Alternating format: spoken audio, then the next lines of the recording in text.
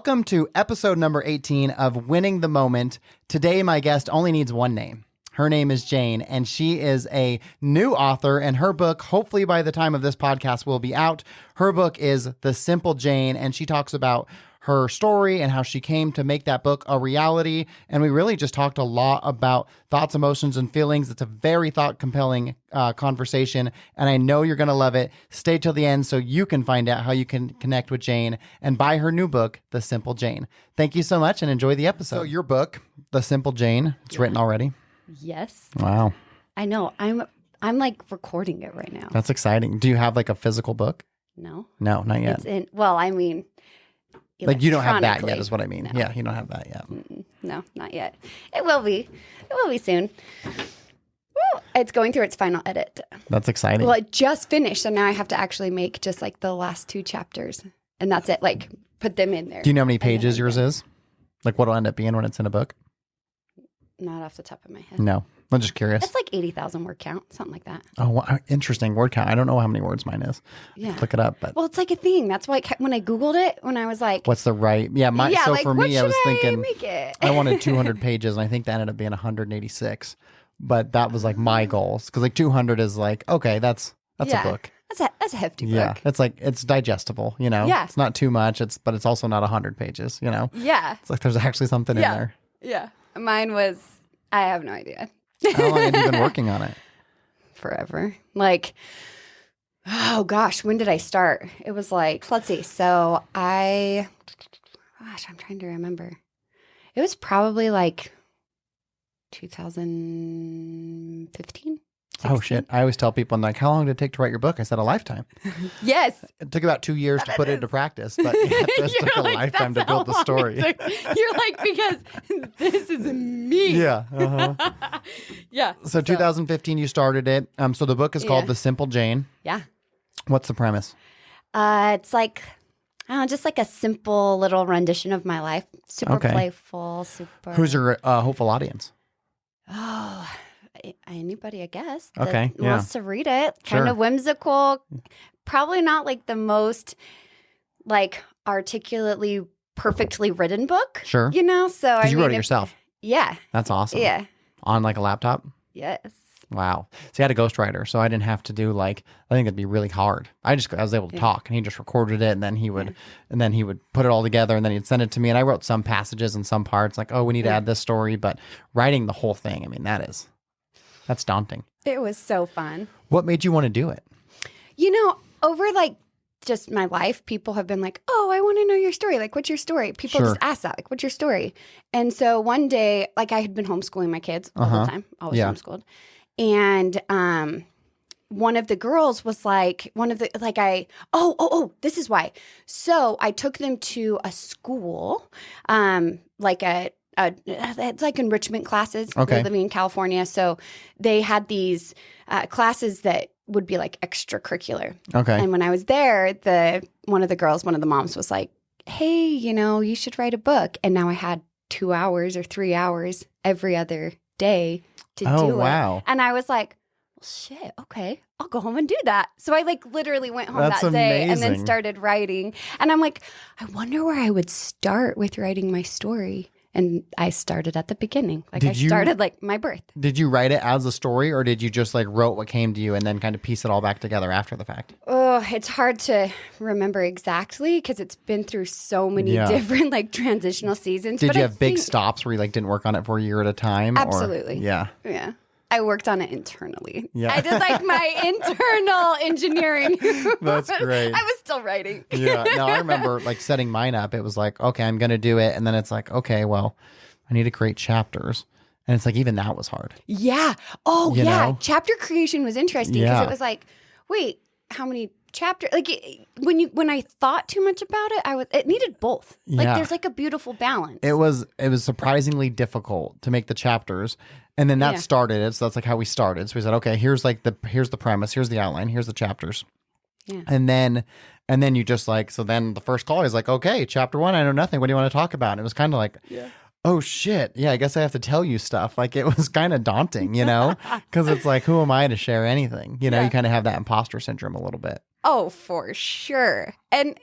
But you did it. You started. I think that's like the That's thing. the key. It's just starting. Like I Yeah. had no idea where it was going to take, and it has shifted and molded and turned all these. It's just so different, So It's cool too, because one of the things, you've got kids as well, that I thought was so cool about writing the book. Obviously, I plan to be around for a long time and hear from my kids and my grandkids and all those things, but you never know, right? Yeah. And there will be lineage of mine that I will never know, but they will now always be able to know me. And I think there's something so cool that when you're in a written word, that your message can live on in perpetuity. There's something really special and unique about that, because videos may come and go and pictures may come and go, but like literature has lasted a lifetime. Like we have all this written word from all the different generations, right? And so in some way, my message will always be able to exist. I really love that. Yeah, there's something really cool about that. Yeah. So you said you homeschooled your kids. Well, why was that? Why? Is that what you said? Mm-hmm. Well, I mean, I just felt like they wouldn't learn anything at school. I love how like you don't even know it's listening, but you kind of felt bad saying it. I know. I'm like, I mean, they are now in public school. They wanted to be, they were over me like last year or 2 years ago. They were like, can we please go? They're now in like middle school and high school, which was good because there's different like skills that you learn in school as well. Yeah. But I had chose to homeschool. Kind of a couple different reasons. The very first reason was when my daughter was able to go to kindergarten. I'm like, well, I'm not ready to send you off for hours. Like, I will teach you. What do you need to learn as a kindergartner? And then I'm reading the curriculum. I'm like, well, this is easy. Duh. Like, so it was a very like organic. Just naturally organic. Yeah. It wasn't something like I didn't have anything like against anything. Like it wasn't anything like, oh, you weren't here's against like, the man. Yeah, like stick it to the man. You like, just wanted your kids home with you. Yeah. it was a very selfish reason. So, and it just kind of turned into that. I just wanted to teach them to love learning. And I love that you put that in your book as well. Yeah. Like I just wanted to teach them that if they have something that it's exciting for them or they wanted to learn about something, they have every tool in front of them to make that happen. I love that. And so that was why. That was like my why. And it turned into that. We traveled a lot. So that made it really convenient again. Yeah, that's awesome. I think more and more people are doing that. Before I share my homeschooling story, I want to say Jane is so sweet, and she brought us this amazing drink from Dutch Brothers, and I'm a little bit scared to drink it because I think it's going to be too hot. And Dutch Brothers, if you want to sponsor this episode, you're obviously more than welcome to do so. Let's see. It's probably pretty good. Green Jane tea. is so sweet. She brings us coffee each time she comes here to Wow. record, Oh, that's good. She's so Is sweet. it? Yeah. It was pretty good. I thought so too. It's like the right temperature, good flavor. Not something I would have ever bought on my own accord, so thank you for that. You're welcome. Yeah. I just broadened your horizons. Yeah, you did. You're welcome. Very picky. So homeschooled. Megan came to me one day and was like, oh, I want to homeschool Liv. And I was like, hell no. I was like, this is like a divorceable disagreement. Like, I won't do that. I don't feel the same now. But at the time, it was like, because for me, I talk about, my struggles with learning and things in the book. And it wasn't even about like, oh, she needs an education. Yeah. It was like she needs exposure. Yeah. Right? Like I want her to have teachers who she may or may not get along with and learn how to navigate that. I want kids who are mean and kids who are nice and kids who she wants to build a relationship but she's nervous to do it. Like I wanted all of that. That's really all that I cared about in school. Like if she learned arithmetic and all that, like whatever, Sure. That's not so important. But it's interesting because as society has changed, it's like I would be more open to the idea now than I would have been then because what's happening in the school systems is a little bit scary and also not super valuable, right? Like you said, right. You look at the curriculum, it's like, I can handle this. It was very We can easy. make finger paintings at home. Right. And it didn't even start to get really difficult until like math was maybe not something I had remembered. I always did really well in school, but I don't remember it. Sure. So,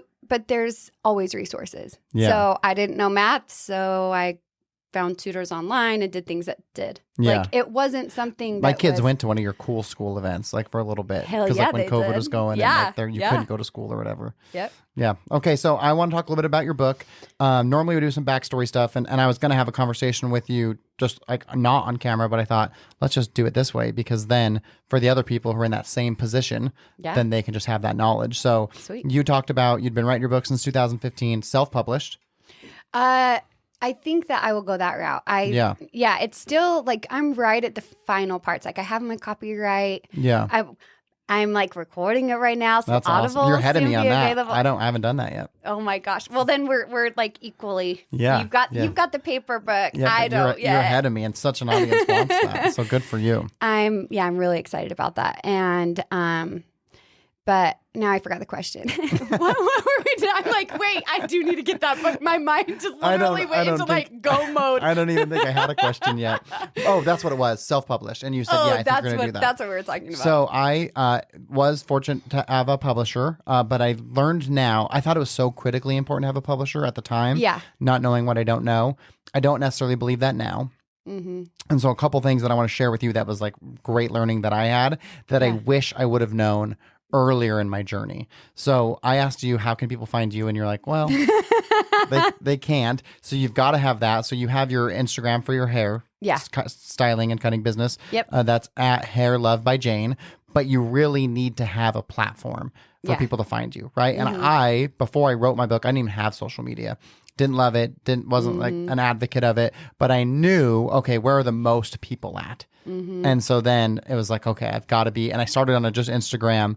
And then I realized like it's silly for me not to duplicate my efforts because one piece of content on Instagram can be repurposed everywhere. Yeah. And so like, why would I not just take that same thing and put them on all these different exposures, right? Yeah. And it's so interesting because like a YouTube short might do really well. That same video on Instagram does bad. And then on TikTok does good. And then on Twitter is irrelevant. No one even sees it. So it's like you just don't know. And there's no rhyme or reason. It's not like the video stands on itself and that one video is good. And so it'll be good everywhere. It's like an ebb and a flow, you know? But I think the important thing to know when you're starting, and Alex Hormozy said this, like I was showing Blake and Mallory, I had a video that got 247 views.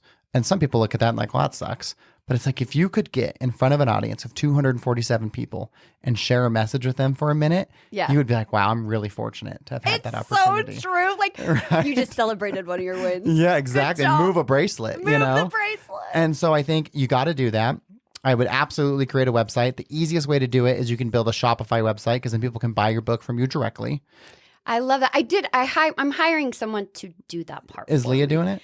No, it's a girl Leah, named sorry, Jennifer you missed Sperry. out. I know. Well, I mean, not in contract yet, but I love Jennifer. And so I do have my domain, and it will be thesimplegene.com. So good. So that's great. Because that's one of the things you got to do. Get a domain. You did that. I did that last year. Good for you. I read my book last year actually to a group. It was about 100 people to kind of get some feedback and see how it did how it did. Oh, like you live read it. I live read it. Mm-hmm. Wow, that's cool. Did you do the whole thing in like one sitting or you did like a chapter a week? I did a chapter a week and I released it once a week and I got really great feedback and I was like, I think I can do this. Like, I think I'm going to do it. And That's then awesome. Here we are like a whole year later. Were you afraid at all?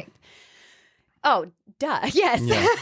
Reading it is like extra intimate too. It's one thing for you to read it in the privacy of your home and I can't see your facial expressions. Yeah. But to like read it to someone, that is way more intimate. No, it was in my closet. I literally I read it and then I released it. Oh, I got you. I did not read it in front of people. Okay. Although I think I'd be cool with that too. Yeah, you'd be fine. Yeah, but it was like in my closet. It was actually my daughter's closet because mine was too loud. It was too open, you know? So hers was like a little closet and I would go in there and I'm like, That's trying great. to make it quiet and I have no idea how to edit. I don't have, these amazing people here.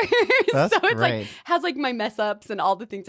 It's great. Oh, so it's not like perfect. Like if you misread a word, it just was what it was. Yes. I love that. Yes. And it was just like friends and acquaintances and like anybody that wanted to hear it. I think 100 people, like when I looked at like how many like had read it and it was around 100 people. So that's amazing because I have a relationship now with the team at Book Thinkers. And so that's what they do. They help people get their books out. Okay. And he told me a statistic that like 95% of people never sell more than 20 copies of their book. So Really? if 100 people, it's not very good. Well, shit. It's Hopefully we beat that. Well, and I've got some tips on how to leverage that to help you. So, okay, so you have your domain. The reason I like a Shopify website for the listeners is because like if you couldn't hire someone and you just need to do it yourself, it has all these templates and it's relatively easy. And then you can connect that to your Instagram and your Facebook because if it's a regular website, you can't like put the post in your Instagram like buy the book. You could have the link in like your bio or a link tree, but you couldn't run like ads on Instagram where they can click on the ad to your page. Oh, But Shopify is built to do that. So that's why I decided to go with Shopify. the Shopify route. I think having a real actual website is better. You just miss that one little step. But I didn't have to pay anyone to build a Shopify website because I just did it myself. So if I had unlimited True. funds, I'd probably build a real website and just drive traffic Yeah. through like a link tree. But so that's one of the things. The other thing that I learned is that you don't have to have a publisher. The great thing about having a publisher for me is that obviously my book looks awesome and it's available everywhere. So like there's 33,000 different platforms it's on. You can buy it anywhere that books are sold. That's amazing. I wouldn't have got that exposure. It gave me a lot of credibility and validity in the space, which I thought would be really valuable. But what the other thing that I learned, you don't sell that many books. You don't make a lot of money for publisher, right? Like you get I know, like $1 or something. yeah, or less like than that. my It's like first teeny. quarter of sales, I made $145. That was like my distribution or my dividend from the book. Oh my gosh. But what is interesting is, so for me, I did it really as, it was almost like why you'd get a degree if you're an attorney. Like a degree says, I can do this job. That's what it is. The book for me is I want to become a speaker. The book says like I have something worth saying. Whether or not that's Yeah. true, someone believed it, right? Yeah. And so if one Yeah. person believes it, someone else is more likely to believe it. Yeah. But what I want, of course, is to be a best-selling author. So going into it, I was like, God, how do you do that? You know, like Yeah. how does one become a best-selling author? Turns out, as most things, it's just money. Shut up. Yeah, it's pretty terrible. That is terrible. So they were like, you could do this campaign and you'll be a best-selling author on Amazon, or you can do this campaign, you'll be a Wall Street Journal New York Times best-selling author. And I was like, oh, that kind of sucks, but I guess that's no different than life. And the reason that is all you're doing is paying for publicity and exposure. And they just know, okay, if you pay $100,000 for all this exposure and publicity, then you're going to reach all these people. Then ultimately you'll sell books, right? So then I felt like, okay, that's not as bad as I thought. It's not like you're just paying to be on the list. Yeah. You're just paying for the opportunity to be exposed to enough people to be on the list. Yeah. So ultimately anyone can do it. But then what I learned after that, because it was like, well, I'm not going to do that. A friend of mine who was self-published, Kel Goodman from Real Business Owners Podcast, connected me with a gal named Ashley in New York, who I want to connect you with. And what she realized is how to niche down in Amazon. So in Amazon, there are all of these categories for books. So let's just say for you, you pick like biography or something like that. Yeah, would make sense. And then it's you and it's Phil Knight and it's David Goggins and it's all these incredible people that everyone knows. And the odds of you ranking are pretty much zero because you just don't have that exposure, right? Yeah. So what then she can do is say like, this isn't a real category, but mother of 4 in St. George biography. And so now it's like you and 5 other women, you know? There And we go. So she figures out how to niche it down. And then all you have to do to be a best-selling author, this is a really important tip for the audience who want to write a book, is sell the most books in that category on Amazon for a 24-hour period. Ooh. So then you make your PDF version of your book, right? Oh, because then that's how you would get like an award. So you sell your book for $1 for one day, and you tell everyone you know. Also, it's considered different. The ebook is a different SKU than the book. Oh. So, like, if you bought the book for me on Amazon, and then you went and bought the ebook, it would count as 2 sales. Oh shit! I'll go buy your ebook Not too. yet. Not yet. Oh. So on Oh August yeah, you 11th. don't have it yet. That's right. No, I'm like, I have the got ebook. this. So August 11th is the day you would do it. So then you run a promotion on your ebook, your Yeah. electric book, for $1. And in that day, as long as you were number 1 in one of those categories, which, you know, you may only have to sell 25 to 30 books that day, then you are the best-selling author. You will rank number 1 on Amazon in that category, which allows you to put the best-selling sticker on your book. And then for the That's rest it? of your life, I know. Sneaky little turnaround way to do it. It kind of sucks, but it's just the business, right? Wow. And being able to say, I am a best-selling author does carry Yeah. with it an incredible amount of weight. Yeah. Carries less weight for me now because I know how it works, but it still is like, then I get to put on my book best-selling author. I get to describe myself as a best-selling author. So I'm going to try for it on August 11th. We'll see if I have any success. Yes. So I would connect with Ashley to do that. You have a website already, which is great. You got to have a social presence. And then the other thing I would do, if I could have done it again, is I would have put a course out with the book. Oh. Because you don't make very much money on the book, right? And so if I could have went and did it again, I would have made like a winning the moment course. That was like $500 for 6 months. And it was like all like, you know, you come in here with these guys, you make a video course and you talk them through the Yeah. thing. And maybe you have a Zoom call every month with all the people who are actively in the course or whatever, because that's where you can really scale it. And it turns from like a fun hobby to share my message to like an actual revenue creating device. I like that. So Look out for that, friends. So- Because I've had this vision board on my wall that do has it. like the circle and then the different avenues of like, okay, the Simple Jane swag, like the 52 Yeah. inspirational nuggets, like the different things of where I want this to go, or Yeah. story. Like, how do you write your story? Where do you start? Like, Yeah, so whatever it The- is, like if yeah. you want to share your story of being a mom or you want to share your story of life, like this is the Simple by Jane proven process. yeah, It's proven. it's Held too very hey, you lightly. have a book, it's proven. And it's X amount of dollars and it'll go X amount of months and you do that. So you buy the book, you buy the course, and then now the book becomes an advertisement for the course, and the course you can sell in perpetuity, and it's all Yeah. revenue that comes to you. And way more revenue than a book. I know your buy book's $17. So the course would have been, I don't know, $250 to $1,000. So it's like I could sell one course. If let's say I sold it for $1,000, I sell one. Yeah. That's the equivalent of me selling 1,000 copies of my book. Whew.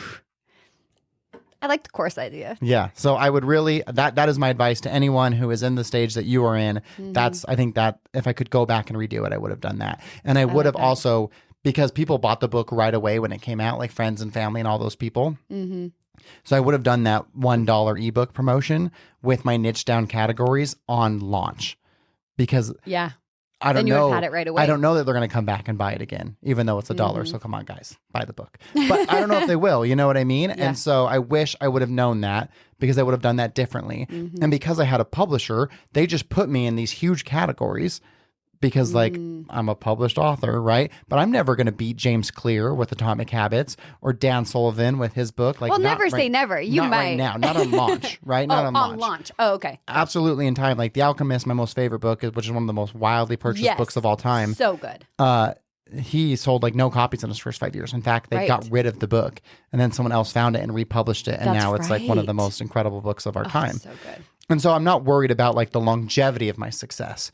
I just could have been so much more strategic, and all the effort I put into marketing the book and having the conversations, I wish I would have been doing all, because now if I do a course, I have to re-tap the well and say, hey, you supported me then. Can you support me again? I wish I could have just had one ask. Oh, that's interesting. It would have been a lot more successful. I like that. That will go in my notes for sure. Yeah. And then you want to make sure that everyone who reads it will review it on the platforms. It's so important to get reviews, because if you get reviews on Amazon, they have their own algorithm. So if you get reviews, then it'll allow you to be more sought after. Oh, and that was the other part of the best speaker or best-selling author. Not only does it allow you to have that moniker, but then Amazon, when you look at a book and then in the bottom it says like other books. Oh, yeah. Once you become a best-selling author, you get to become, if someone's looking at a book in your Oh, category, you come up in that. yes, Oh, that's so interesting. forever, because you're a best-selling author forever, even though you only may have been the best-selling author that one day. That is That lives so on crazy. forever. My mind is I very know. much blown open right now. It kind of sucks a little bit, but that's the landscape. And so if you want to be successful, it's critically important to have that information to give you the best chance. Yeah. And the fact that you already have the audiobook is great. That's one step in the cog that I have failed to accomplish. And the other thing I'll say is there's this huge community of book people on Instagram. They call it Bookstagram. There's so many avid like lovers of books. And so there's so much stuff you can do with them, and just start engaging in that community now, because they love books and they want to support you, and you can get exposed to them and like just be commenting on all their pages, comments on the books you read. Like I've built all these relationships. So in fact, Book Thinkers, who was one of the best ones on Instagram, Nick Hutchings, he lives in, I believe in Boston. And I was talking to him and I was like, dude, like you need to put an event together, because I love seeing all the authors you work with, because of Book Thinkers, like we're kind of connected in this community. And so I'll reach out to them and they'll support me and I support them. And it's really serendipitous and beautiful, but I want to meet these people. Like, why don't you do an event? Because there's shit I don't know that people do know. And I want to meet them and say like, what are you doing? How have you been successful? What are the most important things that you do as an author? Yeah. And so he's putting together an event in September. So Lewis Howes, who wrote the book, Well, he does the School of Greatness. yeah, School of Greatness. Yeah. And so he's got a summit in Columbus called the Summit of Greatness in September 8th and 9th. Okay. And so Nick is doing his event the day before. Oh. And so that way you can go to his Book Thinkers event, and then like Lewis may pop in, but a couple of the speakers from Lewis's event will be at the Book Thinkers event. And because I shared that idea with him, so then I get to speak on stage at the Book Thinkers event the day before the Summit of Greatness. Shut the front door. All by just getting on Instagram and connecting with people about books. Oh, that is so, which is like life. Yeah. I'm obsessed with books. I love Oh, me too. It's the greatest thing, you know? And so, anyways, that was like, we don't normally do that. I usually let you talk more. But I thought it was really important to, one, just give you that information and then share it with anyone who's in that same spot. Because I wish someone would have had that conversation with me. Yeah. I'm so glad you did. And I very much value that. So. Okay, well, let's talk about you now. I've talked too much. Also, the color of this drink is not what I expected. Is it a little bit brownish? No, it's like white. Ooh. I expected it tasted more green. I know, because it has green tea. Mm-hmm. But it does have oat milk. I did not have regular milk. I like oat milk. Funny story, first time someone got me a coffee with oat milk. Yeah. Emily, if you're listening, Emily Bruff, she used to be our social media manager. This was when Fila first opened. So it was like the cool, hip place, and she taught yoga there. And she's like, I wanted to say thank you for everything you do. Like, I got you a coffee. It's got oat milk. I hope that's okay. I thought she said goat milk. Ugh. I thought she said, I got you a goat milk latte. And I was like, well, like, who am I to say no? You know, so I drank it. It was great. And I don't know how long it was, but it was a while before I learned that she had gotten me oat milk. I just never heard of it. Because I wish you would have like ordered like, Yeah, you're like, a may I goat please milk have latte?" the goat milk in that? They're So- like, ew. That's my doctrine to oat milk. But so let's talk about you. Let's talk about your backstory. Who is Jane? What got Jane to where she is today? What got Jane to sit in this table? Start wherever you want. That is such a It's broad. very loaded. That Yes. was so loaded. So you start wherever you want. Whew. Well, sitting in the chair is like courage. That's what got me here right now. I love that. Because it is very nerve-wracking to make steps towards that like Yeah, because you're doing goal. it. Yeah, like Yeah. you're letting the universe know, like, I'm actively pursuing this passion. Yeah, and you better believe it, I am. So Yeah, I'm I like, love that. let's go. Let's do this. Let's like totally alchemist this world. Yes, I love that. That's that, you know, Yeah. like that's such a big question. Who is Jane? So I love lighthearted, like fun and adventure and all the things. So I really love, so when I created Simple Jane, like we'll keep it on Simple Yeah, Jane because that makes sure. it's going to narrow it down Okay. a little bit. And it is my life. So Yeah, it's you. I mean, read the book and then Yeah. you're going to know like who I am. I can't wait to read it. But like I've noticed that I think a little bit differently than other people. Okay. And which is, we all do, Sure. you know, as you recognize that, you recognize it in other people more. Yeah. But I think that I've, as a child, I was so easy to think differently and move in this space of like imagination and adventure and like anything is possible. Yeah. And then you kind of grow up and out of that. And it's like, When adults keep telling you it's Yeah. not possible and to be realistic. yeah, and- like what? This dream to convert a castle into a reading nook for like everybody to read and have kids there. That's not like something you grow up to be. Sure. I'm like, why not? Yeah. Like, why not? And one thing I always wondered too is I had so much fun as a kid and I would watch the adults and they wouldn't be having fun. Like they would just Yeah. be like standing there. I'm like, Standing there. what happens? Yeah, like, that's so true. Where does it happen? I don't want to grow up to be that way. And Yeah. I think the journey of Simple Jane for me was like, I don't think I've ever really turned into that adult. I don't think that my like who I am made up to be, like she won't allow me to be Well, that you way. have a very energetic personality, right? Like the first time that I Yeah. met you, came into the office and we're talking like just about work and life and Yeah, things. And yeah. it was like instantly your energy was palpable and it was like, oh, she's great, you know? Oh, thank like you. before you said anything, it was like, oh, I already knew you were awesome. Yeah. Thank you. Yeah.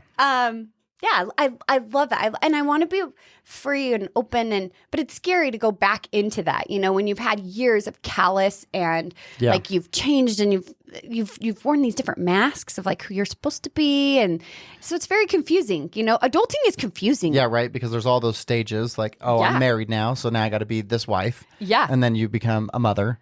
Yes. And then it's like, now I'm this wife and this mother. And Yes. society has all these preconceived ways of how you're supposed to do it and why you're supposed to do it. And we Yes. lose sight of why we ever even wanted to do it. Mm-hmm. You know? Yep. like goes away. It just quiets is what it is. Like it gets quieter because the other ones get louder. Sure. So, yeah. So I think like the bravery, like the courage that's kind of getting there for me has been to, because it sat on the shelf for quite a while. Yeah. You know, and It's been 8 years since you started it. it's been a long time. Almost a decade. Shit. Just like thinking about it, I'm like, it's fine. Hopefully my next book will be like 7 years and then Yeah. it's fine. You Right. know? Absolutely. It takes however long it takes. It really does. And And think how different the ending of your book is if you'd finished it 5 years ago. oh my God. Well, it's, yes. Right? Like the Like, it would ending be of a my different- book now is different than it was Yeah. even months ago. So there is no it's- right time. There is no right time. It's like life. Like Yeah. when is the right time to live? It's now. You talk about that so much in your book is Yeah. like this power of now and embracing that. And you know, years ago I found yoga. When I moved to St. George, I Where'd you come wanted from? coffee, California, Okay, where at? NorCal Okay. at this point. And I wanted a cup of coffee and I was like, all these soda shacks. I'm like, where the frick is coffee? So I found Feel Love Uh-huh. and I was with my stepdaughter and we went we're like this, it felt like California. It was like, Yeah, for okay, I'm home. Yeah. And so I went into and saw the cute studio, the boutique, and they're like, you want to do yoga? And I'm like, never done it. And so I started doing yoga when I first moved here. I'd never done it. And you lose yourself on that mat. Like if you allow yourself to. Yeah. So I started to practice and I started really slowing down. And even though it's not like my life was going so fast, because I knew like with Simple Jane had done that, I was like, Jane, slow down. Yeah. Like pay attention to your life. Watch your life. Do your life. Like Yeah. don't just like let it happen to you. And then you wonder years down the road, like, where was I? Where Yeah. have I been? Like, and we all have those moments. I don't know Absolutely. how much we can really be present 100% anyway. Yeah. You know? But anyways, found yoga, like fell apart, been doing an internal journey since. And now I'm like, How many years ago was that? that's 4. Okay. Yeah, 4 years ago. And then So was yoga the catalyst to like that shift then? I think yoga for sure was the catalyst of like allowing the parts of myself that I don't let anybody see to surface so that I could see them first Sure. before I expose them to the world. Do you think it's because you were there with the opportunity for undistracted thought, or like what is it about yoga that allowed that to be brought out in you? That's such a good question. I thought so too. yeah. It's like this is a good one. Good job. Way to go. Well, I think there is a power in moving our bodies and being in our bodies. Sure. So as you're going through the practice, whether you're aware of it or not, Energetically, it's happening. It's happening. Yeah. Yeah. So whether you're doing it for And a you're also workout, grounding yourself. Yeah, Also, you're- right? Shoes off, bare feet on the mat, on Yeah. the ground. yeah, and community. Yeah. You're around so many other people that are desiring a similar result for their life, Sure. which is to find center. Yeah. So, it's not easy though, because when I started to heal and because it started, I think I realized that I didn't fully like embrace the Jane that I now, like that Jane that it was in there that was Well, the going Jane through that pain. you are. Not Yeah, just the now, Jane- the Jane you've always The been. Jane that I Just you tucked it. exactly. I You had tucked tucked it. And we all do, right? That's She was like in a backpack and I was carrying her somewhere. I'm like, so much of winning the moment is about like pulling out who we really Yeah. are and who we want to be, right? Because we all have an aspiration of this person we want to be, and it's so weird because it's like if you asked, is it hard to be who you want to be? The answer should be no, because you just be that person. yeah, It's like literally the easiest thing ever. Just be yourself. Yeah. But yet it is so complicated. that's such a good point. And it's, yeah, because even where you're saying it, like I am that person then. Like I was that person then. I am this person just now. hidden under some mask, like you said. Totally.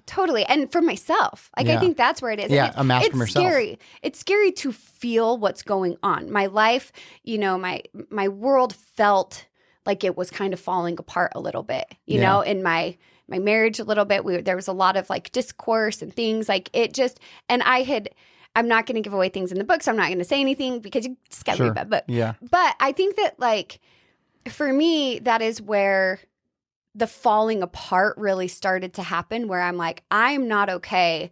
I'm maybe drinking more than I'm like I may be drinking to suppress, not to like I was like, oh my God, I need a glass of wine tonight. And I was like, that's so weird. Like, I don't want to live a life where I need where to your have day that, but drives you to have this substance. yeah, but then I also didn't want to be like, okay, I'm going to go to like these courses and I'm not going to be able to do this because I want to be able to live from my drives and my desires. So I don't want to have to be like, oh, you can't have that. Instead, it was like, I want to not want that. Yeah, for sure. So, but yeah, and I started hosting a lot of women's things at my home. That's how Megan. It's how I met Megan. Right. And that was really fun. I was, hosting a lot. It was, I don't know, I was coming into myself a little bit in that way. But yoga helped that. Like, I think in the when you end, you just kind of lay on your mat and you're in Shavasana and you're just sitting there. It is the best part. You've moved so much shit in your body and the energy and all the things. Wait, can I swear? Oh, yeah. Oh, okay, good.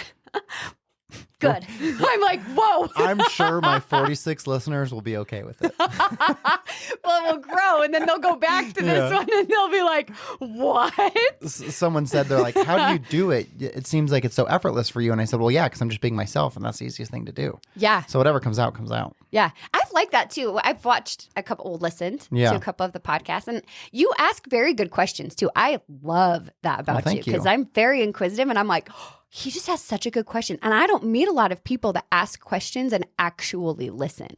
Yeah, I'm actually not a great listener, so this has been a great exercise for me because oftentimes when the other person is talking, I already know where they're going. And so I kind of just stop listening and wait for their mouth to stop, and then I'll answer the question.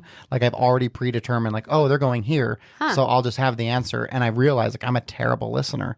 And so this has been a great exercise for me in actively listening versus just like sitting here, So, yeah, because how would you even know what they were going to say? I don't know. I just do. You just think that you do? What am I going to say next? Oh, I don't know. It has to be within the flow of the conversation. Like how do you know? I know that they're like getting to a point is what I'm saying. Okay. They're telling me a story with the purpose of eliciting this emotion. And I already know because they've given me enough details to know like the thing that they're saying is this. And so then it's like, I already want to answer it before they even stop talking, Okay. So this has been really good for me to become an active listener. And in fact, a question that I have for you that from what you just said, because I was listening. Oh, good job. Do you think your life was falling apart or do you think it was falling together? Maybe a mixture of both. I feel like it's both. Like it's like, sometimes like where they talk about like the china, where they break the china, like, and then they put it back together with the things. I think it was maybe like both. Like there were it some had to be elements broken to be put back together. Yeah, and I think that's probably continual in my life too. Like it's very much a fractal. Well, I don't think ever in anyone's life is it just figured out. Yeah. Right? Like there's so many peaks and valleys. Like there's never a time that you get to the top and then it's like, okay, I've arrived. Yeah. Like nothing bad will ever happen to me again. That's a fallacy. That place doesn't exist. I wish it did though. Actually, but no, then we you totally wouldn't. don't. Your book would suck. Yeah.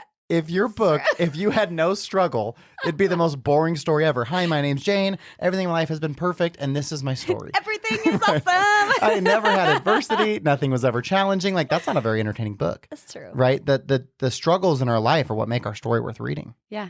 It is true. And we love stories. Like, we love stories. And there's a reason that every story has those archetypes of like the villain and the good person and the trouble and the triumph. Like that's what enthralls us, So I'm sure because of that, it makes your story more compelling. Yeah.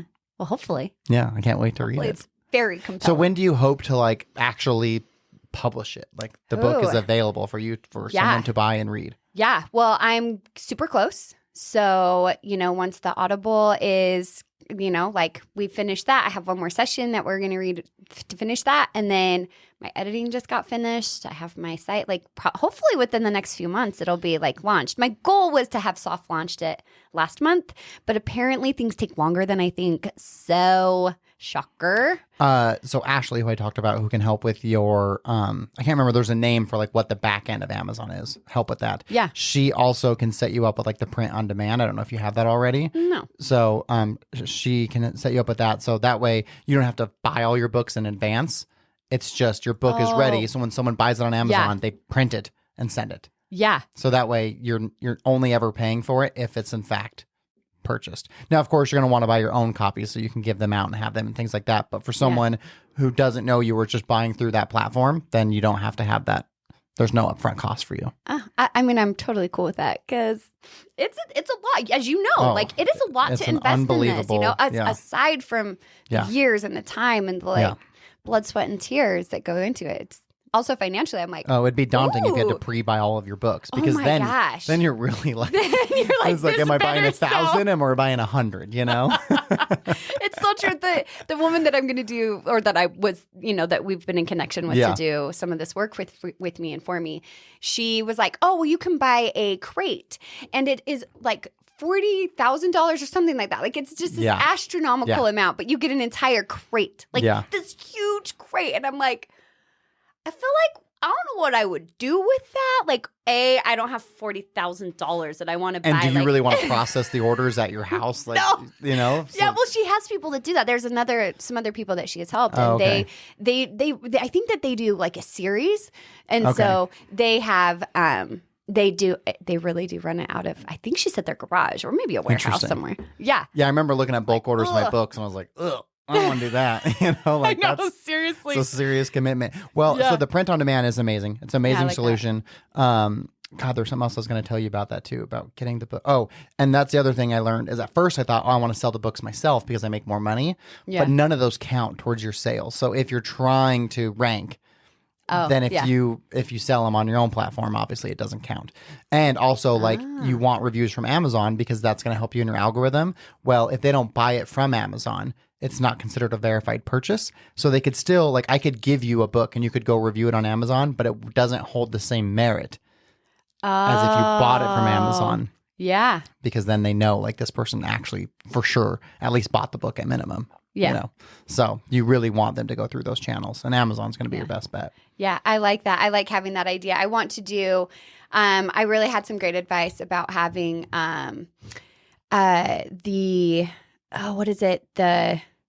so when you launch, you have like a handful of people that if they want the book for free, it would be like, okay, you can have this book, but will you please review this? Yeah.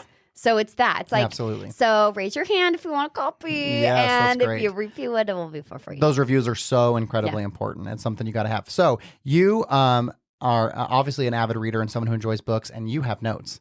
So you have do. probably digested the book in Oh, it a was so fun. deeper capacity than any guest I've had on this far. A lot of guests, sadly enough, didn't even read the book, and so this is a fun experience for me. So I'd love to know what some of your takeaways were, or thought-provoking questions. Like, what were some of your thoughts of the book? Oh my gosh. Okay. Well, I literally have Show the camera. Look at this. That is how you read a book, ladies and gentlemen. That is how you digest I it. have. Look at all these little notes. I wasn't very close to hear that, but it's very. Yeah, cool. you really got into it. I love really that. did. That's so well, cool. And That's so rewarding as like to put all the effort in Yeah. to see that someone like, oh, digested it. It's like, Yeah. oh, that feels so good. You know, Yeah. it's really cool. Yeah. Well, it really did. And one thing that I loved, one of the first things that you say in here that was, is that you literally have no new information. Right. And I think that was key. It was Yeah. easy for me to digest. It's very off-putting to myself as a reader or as like just a human sometimes when they're like, this is the way that it is. Because Yeah. I'm Or that such, they know everything. Yeah, because I'm such an abstract thinker that I'm like, how the fuck do you know? You know, like you don't know. Yeah. Right. Like No one knows anything. no one really. knows that. And I don't even know if the world's flat around. I Like, know, really, seriously. I don't know. Yeah, yeah. And then it's like, I liked that, and that it's like, okay, anything that I share, I don't know if it's new information or old information. Everything has been downloaded by me watching and listening to the world Yeah. around me. So it's not new information. And that's how everyone receives information. Like Yeah. any perspective someone gives you was perspective gained from something. yeah. You're right. It didn't just get beamed into their brain from nowhere. No, it So. did not. So I loved that because it helped me. Softened you up to the Yeah. information you're about to read. Yeah, I liked it a lot. Yeah. I like it when I can feel related to the Sure. book. Then Yeah. it really engages me better. So Yeah. I felt instantly relatable. Like, That's ooh, great. I liked that. But I don't know. Maybe I'll put some of the top ones. But Okay. I have some book takeaways. I loved how curious your mind was with questions, which I did already say that already. And I do love that it's going for something without having to be perfect. I loved Yeah. that because We're in pursuit that's of progress, for sure. not Yeah. perfection. Yeah, I think that I've wanted that. slightly OCD, so I I am like too. things to be like Me too. very nice. Like Yeah. my daughter, if she doesn't put it in like her stuff in like the right place of the house. The other day, I was like, "Girl, if you don't like," and we have a very very playful Yeah. like Banter. relationship. Yes, we do. And I've recently moved into my own place, and so she's like putting away, and I literally have like my bowls organized, and I go in and Duh. I'm like, Who doesn't have "Yes, their bowls organized? thank you." So they were totally not organized, and I'm like, Maddie, if you don't want to organize the bowls, go live with your dad. Like, I love it was that. a joke, but it's like now it's the ongoing joke. Yeah. Like she goes in and she'll like open a can of beans and like put them in the fridge, like an open can of beans, and I'm like, ew. Like, yeah, my friends no. who has OCD, they used to like take, if my coffee cup was like here and it, like let's say it was like a souvenir cup, Yeah. they would take it and like turn it just to see if I would go back and like turn it back. You know what I yes, mean? So it's like I've loved having our new house because now my kids' stuff is upstairs, and it's like I can allow my OCD-ness to stop at the stairs. Yeah. So it's like I can just take all the shit and just Yeah. put it upstairs. It doesn't bother anymore because Yeah. my space is like clean. The counter's got nothing Yes. on it. You know, like I Yes. remember when I first started dating Megan. And it was like she would just like put dishes in the sink, and Megan knows this. I can tell it's fine. And I'm like, "What are you doing?" She's like, "What do you mean?" I was like, "The dishwasher's right here. rinse it out. Like it's Or one. do it. It's 1-2. Like this is not. Dishes don't live here. They live in the dishwasher or in the cabinet. Like that's it. You know. So yeah, I totally relate to that OCD. Yeah. Yeah. It's a good thing. I'm glad I have it. Honestly, Yeah, I am too. I think that it is what makes me as well. 100%. And, you know, I'm always going to be working on something. So Yeah. I'm like, oh, I've realized, if I were to make it to be too perfect, then that's too hard for them. And it drives a wedge in our relationship. So which one do I care more? That my bowls are nice or that I have a beautiful relationship with my daughter? That is so funny. You know, and it's obviously I want a beautiful relationship with my daughter. And so to keep it playful, to keep it light, but then also and it's a bonus to if get the your bowls needs are put met. away, right? Yeah. And like sometimes we don't say our needs like Yeah. that way. And so I'm like, no, that really is actually important. Like I know that it's a joke, but that really does like give a level of like beauty Yeah. because I love beautiful things. And so I'm like, oh, well, if it can be this beautiful space, it's a way that I take care of my life is to Yeah. be able. So it's not Right. that I'm like OCD and it has to be clean and all the things. It's that it's like I show appreciation that way. I feel the exact same way. It's like I have shoes Yeah. that are 10 years old because I take care of them. You know, Yeah. like my stuff lasts because I put it all back in the same Yes. place. It's never lost. I know exactly where it is. It's always put back the same way. Yep. It's funny because you kind of said something about the importance of your words. And I always say, you've really got to be impeccable with your words, and you have to be willing to Mm-hmm. say what you mean. Not say something with the intention of what you want, but what Yeah. you actually want. So a Yeah. great illustration of that is the other night, Megan was like getting the kids ready for bed. She's like, will you please go get Cash in the shower? And so I thought, yeah, no problem. Take him upstairs, get him in the shower, turn on basketball. Megan comes up 10 minutes later. She's like, what are you doing? I was like, watching basketball. She's like, I told you to get Cash ready for bed. I said, no, you didn't. You said to get Cash in the shower. That's what I did. She's like, no, he's been in there for 10 minutes. He needs to be ready for bed. I was like, oh, I'm sorry. I just didn't know that's what you wanted. Like, I thought the only objective Yeah. was to get him in the shower. Yeah. Had you said, will you please get Cash showered and ready for bed? It would have been And done. then you would have done it. I just didn't know that's what you wanted, you know? Yeah. And so I was like, you just got to be impeccable with your words because I can't read your mind. I don't know that's what you Yeah. wanted me to do. And it's not my fault and it's not your fault, but I just did what you said, you know? So Yeah. it's like you really, and I think it's so easy for us to say what we mean, but being Mm-hmm. afraid to take it like all the way. Like maybe she didn't want to feel like she was telling me what to do, but I've been totally fine with her just saying, help me please and Mm-hmm. Yeah. do this exact thing. And I would have Yeah. done the exact thing, you know? Yeah. So I think it's really important that people are really cautious with the words that they use. Yeah, I think you're exactly right. I like that, and the level of expectations. There's some it would take me a minute to find the expectations in there because it's also like when you expect something. Where was it? Now I want to find it. Is it expectations or the root of the disappointment? disappointment. When Yeah. you get disappointed by coworkers or etc., you never put up a guard well. And those are like our boundaries. Like we Yeah. usually when we have like these expectations, like you're supposed to know what I'm thinking, especially in partnership, right? Always in partnership. Oh my gosh. And partnership depending on the scale Whatever of what it it is. is. Yeah. Exactly. The person But, you like, spend the most amount of time with, you expect them, been with you, I've been around you for 10 years. Like, Yeah. you know what I mean when I said this thing, even though that's not what I said. Yeah. So it's like Yeah.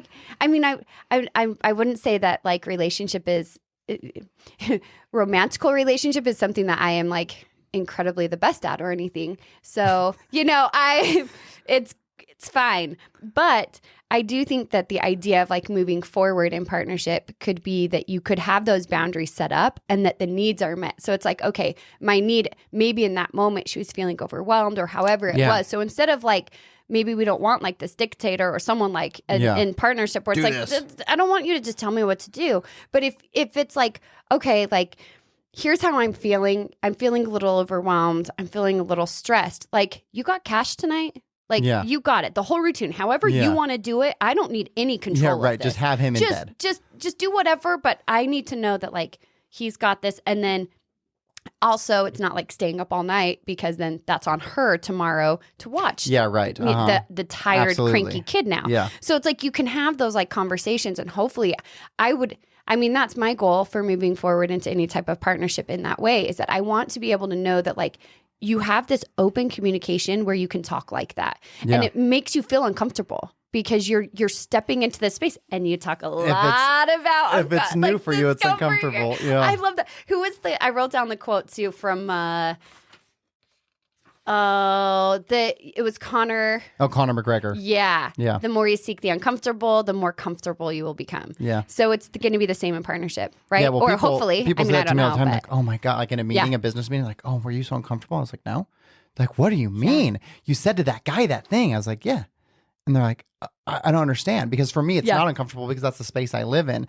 Megan's reading this book right now called Not Nice. Did you recommend that to her? I did. Yeah, You're welcome. Yes. So she's reading it and she's like, so I want to be more like you. And I was like, I don't know what that means. She's like, well, I'm not going to be nice either. And I was like, whoa. It's direct. Like, maybe not nice. I'm not nice. She goes, well, no one would say you're nice. And I was like, well, that's fair. It's not like if you had 5 words to describe me, nice would not be one of those words because I just say what it is, regardless of if that makes me uncomfortable or you uncomfortable or the person sitting there uncomfortable. Like, I'm just going to live in truth.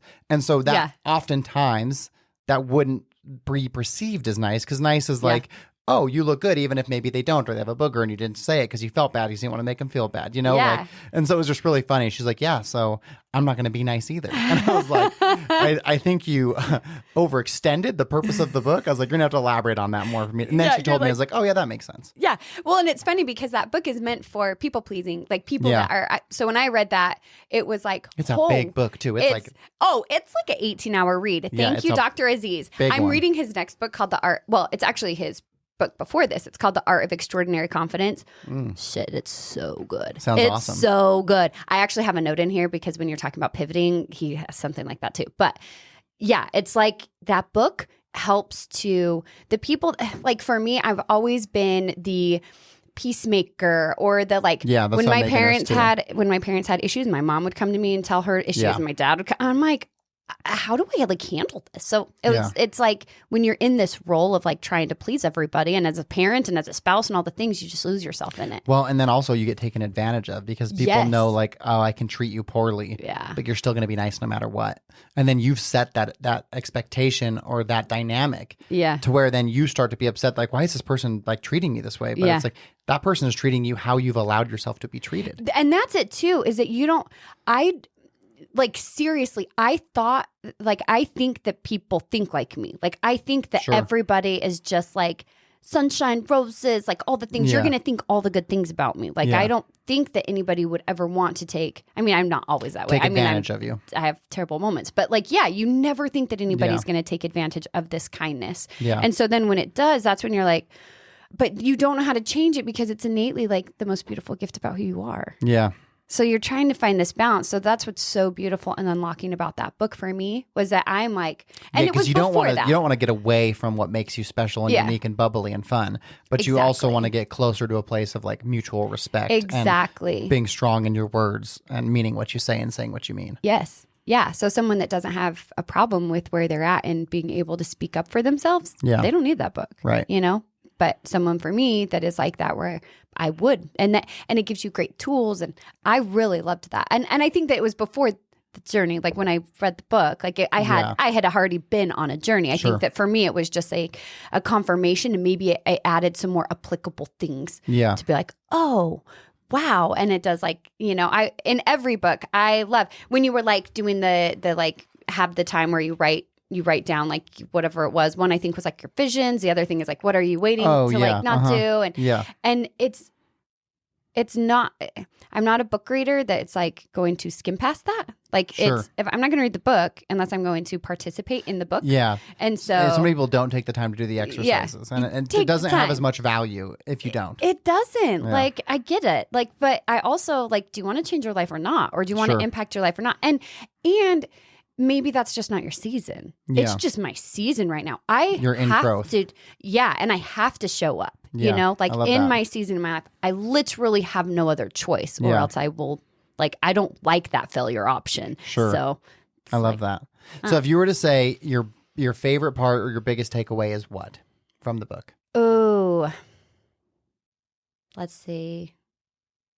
Oh, okay. What has actually been applicable? So I would say like what's actually been making I've noticed it in my life over the last 2 weeks from reading your book was the taking the moments to appreciate that and like stopping in that moment. Like if I want to have, like if I'm doing something that maybe is not the most productive for me in that moment, to not have to think about it so big. Let's say it's a piece of chocolate. Right. I love chocolate. Me too. But and I'm like, oh, instead of 5, maybe I'll have 4, whatever it is. Yeah, like, and that's progress. Celebrate the little wins. Yeah. You know, that's I think what I've really loved is holding that place of appreciation. I've actually noticed it in my body doing that. That's great. And I'm like, oh, I like that that's settling in. Yeah, and it feels good, right? Yeah, it does feel It feels good to recognize. It's so easy to get lost in your day or your week or your month or your year and never take a moment to realize all, like, it's always so evident when I go speak in college classrooms because I love to ask if they feel like they're successful. And I know so many of them won't raise their hands because in their mind they're thinking, well, I'm just still in school. But what they failed to realize is like at one point you wanted to be in college. So you're successful right now. Like you're already living out this dream that a previous self had. But you're now focused on the next dream and failing to appreciate the dream that you're in. Yeah. So you got to work to be present. Yeah. And that's that was another thing that I do love is there were so much of the present moment in there. Yeah. And have you read Eckhart Tolle's books? I have not. My Bible book has like over the last 2 years has been The Greatest Secret. So it's like Rhonda Byrne's second book. So it's like she has The Secret that was 13 years ago. Same woman. And she has another book. Secret. It's called The Greatest Secret. And it is, I got it on Audible. It has like this, it was recommended to me and it's all like has this music. And I'm like, why does this book have music? Like it's like, I just want to hear the reading. Yeah. And it was just like off-putting a little bit. But then I'm like, now it's like, oh, it's just always on in my car. If I just a grounding, but the whole thing is just the greatest secret has been aware. Yeah. Like that's all it is. Spoiler alert. Like, well, I will recommend to you, if you like the conversation of presence, I would say read Eckhart Tolle's Power of Now. Yeah. And then A New Earth. Like you'll jam on both of those. Ooh. You'll absolutely love them. Okay. Like, you're going to read those and be like, oh, this is it. Yeah. I've heard The Power of Now is in my wish list. Yeah. But A New Earth is amazing. That's Megan's favorite of the two. Really? Mm-hmm. Who wrote that? Eckhart Tolle is author. Oh, it's his. Mm-hmm. Oh, okay. Yeah, he's amazing. So you'll love that. 100%. Okay. Put it in your Amazon wish list or bucket or whatever people do on Amazon. Okay, so next question for you. What is your biggest win in your life? I knew you were going to ask this. And the thing is because I was listening to your podcast and I was like, literally the last 2 weeks, I'm like, shit, Jane, what's your biggest failure? I know, Megan's all stressed on that too. She's like, well, what would I say? And we're like sitting on the couch and she said it. Yeah. And she was like, yeah, I think I'd say that. I was like, of course, whatever you say is good. Yeah. There's no wrong answer. It's your life. I know. Well, because then I think about it, I'm like, my biggest, they're all the biggest and they're all the best. Like, because everything, it switches. So the one that I was like, I'm just going to kind of like lean into as I was driving. I was like, I didn't write notes about it because I knew I'm like, I don't know. I just have to feel it. Like, I just have to feel it.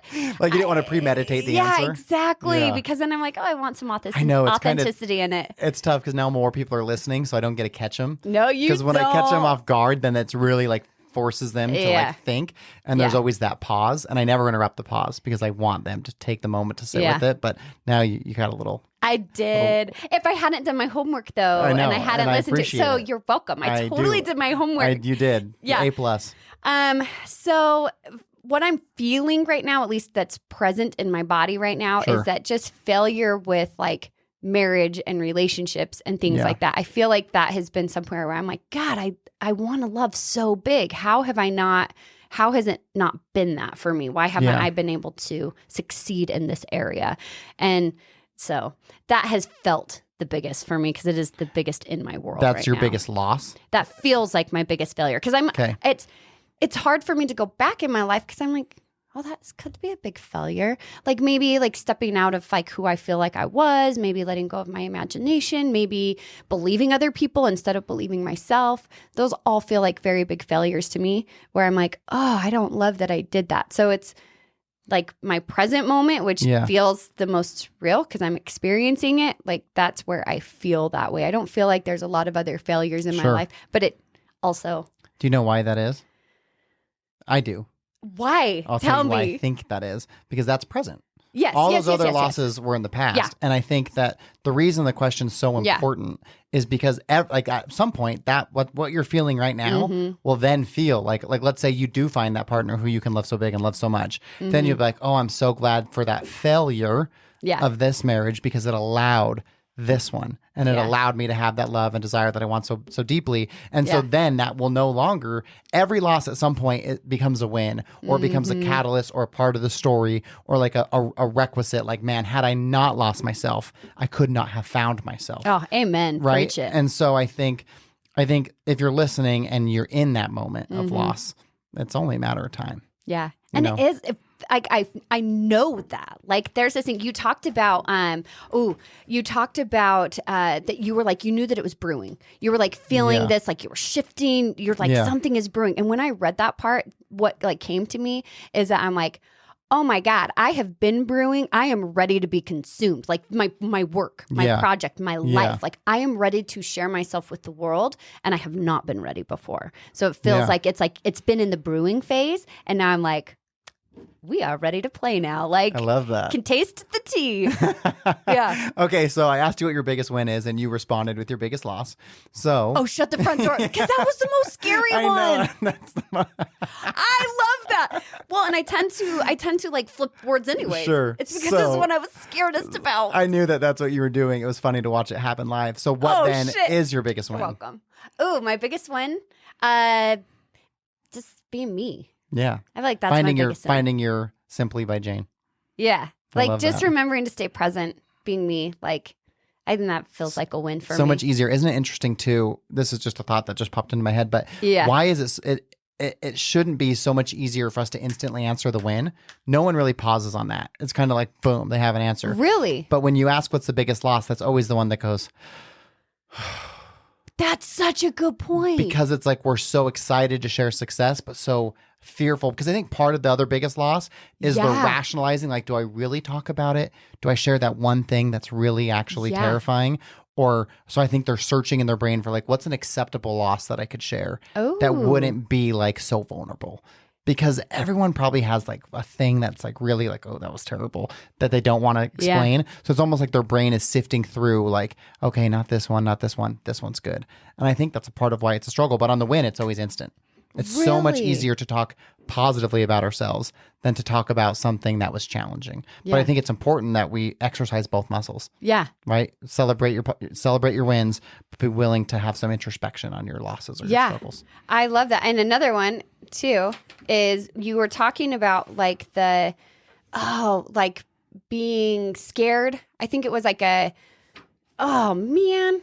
Well, I'm going to have to, okay. But you were talking, and it was, I wanted to switch for me.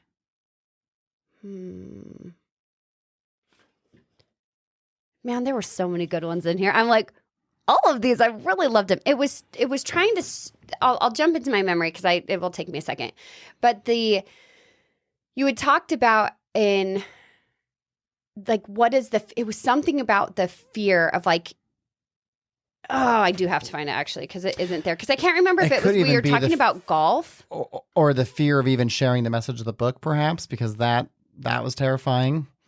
Fear just stops us so often from pursuing our dreams, right? Yes. It's a fear of failure that stops us from moving forward. Yes. And you have to overcome that obstacle because if the thing you want, it's on the opposite side of fear. Yes. And you were talking, it was about when you get into like these mental funks. Yeah. When you're like, oh, I know that I could do better, and you're just sitting in that a little bit, Yeah. and it throws you off your mojo. Oh, it could have been when I said that I never wanted a lot for myself. And so it was like, I only just wanted enough. So it's like I had enough. Like I had a very nice house that was small, 983 square feet, Yeah, it's so $600 small. mortgage. Like Yeah. I had no risk because all of my, like, all I wanted was stability. And then I was reading a book and I can't remember which one, unfortunately. And it talked about mindset. And that's when I was like, man, what am I doing? Like all I have to do is decide I want more and I will get more. And this was in 2020. So arguably I loved all that. of my I loved behaviors, hearing you go through that shift too, because you Right. took us on the journey of that, which I really enjoyed. all of my behaviors were worse, but my outcome was better. And the only shift was my mind. I mentally opened myself up for more and I got so much more. And had I aligned my behaviors and my mind together, then who knows what I could have accomplished. Right. And so that's an opportunity for me to know, like, I had one piece of the puzzle. Yeah. And now I'm working on like trying to get the whole puzzle and I'm never going to have it, you know? Yeah, no. There's ups and downs. I'm never going to have the whole puzzle put together. You just do as much as you can. Yeah. And to redefine what that is, like the fear that we have, because it's usually out of fear that we're not doing it, or it's like scary for us. So then it's like, oh, maybe I can lean into that a little bit more, because what is it actually teaching me? Well, yeah, a great example of that, because I'm as we talked about the alchemist and the universe, and it gives you what you want. So I'd said at the beginning of the year, I want to be a speaker. Like I want to take this message and share it with as many people as I can. And I got my first opportunity to talk to the staff and faculty of Utah Tech University to give a winning the moment speech. And my immediate reaction was no, because I'm not ready. And it was really just that I was terrified, right? Like, that is like, it's like 300 people and it's on a stage and it's a big deal. And like, there's real speakers, right? Not putting myself in that category at the time in my mind. And it's like, no, Cody, if I say no to this, the universe is going to look at me and say, okay, so Cody doesn't actually want to be a speaker, because thoughts are what ignite the opportunity, but actions are what make it come to fruition. And so it's like I had the thoughts and the universe heard me, said, here you go. Okay, and if my actions would have been different, the universe would have shut it off. Yeah. Right? Because it's like it's not the universe's job to help me live my dreams. It's the universe's job to give me the opportunity to realize my dreams. Ooh. Okay, bookmark that. That was delicious. Mallory, please note that. Note that. That was a very good gem. And so I knew no matter what, even if I wasn't going to be as good as I could be, or it didn't go as planned, I took that step. And the universe was going to reward that. And now I'm speaking at an event in Columbus, which is so cool to like travel to another state to give a talk. And I'm sharing the stage with all these incredible best-selling authors. How they did it, I don't know. But nonetheless. They had 25 people buy their book in a niche. But these are like actual 100,000 copy seller authors. Like Absolutely. I get to share the stage with them at this incredible event that's attached to the Summit of Greatness with this incredible person. And so it's just like, wow, like it's happening, you know? Oh. And it started with just saying yes. I love that. Yeah. I love that. Okay. May we continue to say yes. Yes, absolutely. And say no if you don't want to do it. Oh, fuck yes. Yeah, saying no. Because you're saying no to Right. something else when you say yes. So Right. what are you saying? Yeah, no don't to? be afraid to say either. So the last question, and to me the most important question, you probably know it's coming. Oh, I know. I don't remember. You don't know? Oh, Okay, yay! good. How do you define success? Oh, yeah. I totally don't remember that. Oh. I defined what came to my heart is like feeling good. Okay. I would probably define success in that way. Like if I'm feeling good, I would feel like, yeah, that's success. You know what I like about that answer? What? Is that it isn't something that can be there always. Ooh, yeah.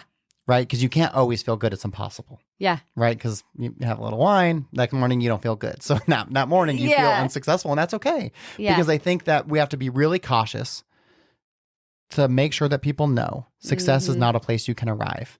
It's an experience you can feel. Yeah. And it comes and goes So like the true. weather. It's right? so true. So for you to attach through instinct success to a moment, I think is really divine. Oh, I love that. Yeah. Okay. Well, that wraps us up. If people want to connect with you, what's the best? If they're like, man, Jane is amazing. I want more Jane. What's the best way for them to get more Jane? Here's my phone number. Just kidding. Here's my address. You would too. You're just text so nice. me, spam me. It's fine. and also for you to know, so this episode is episode 18. Episode 10 came out on Wednesday. That means you're 8 weeks out. So you're about 2 months before this episode will be. So potentially the book maybe oh my at that God, time, my book might be. which would be ideal. Hello, friends. So you can find me on www.thesimpleJ.com. Yes. And you'll have an Instagram at that time. Probably. I bet you yes. the Simple Jane Instagram is available. It's got to be. The odds of that not being available are slim. So we're going to say for now, find Jane at the Simply Jane. Simple Jane, sorry. The Simple Jane on all social media platforms. If it's different, I'll put it in the show notes. Okay. So whatever it is at that time, we'll get back together. But you've got 2 months. And hopefully we can tie that together really well. Let's do it. That'd be awesome. Hit the bestsellers list. Maybe what we can do is have your day of like the $1 sale coincide with the podcast coming out. So that way you already have an opportunity for some exposure. We'll figure it out. Okay. Anything you want to leave the audience with? No, just take deep breaths. Appreciate life. Try and feel good. Try and feel good. Take a good breath feeling. Be in your body. Like, this is safe. Our bodies feel good. That's awesome. Well, thank you, Jane. This was really fun. I love this episode. And you were the first woman I was able to have on the podcast, which is so exciting, something I want to do more of. So thank you for that. And just thank you for being here and being you. Thank you.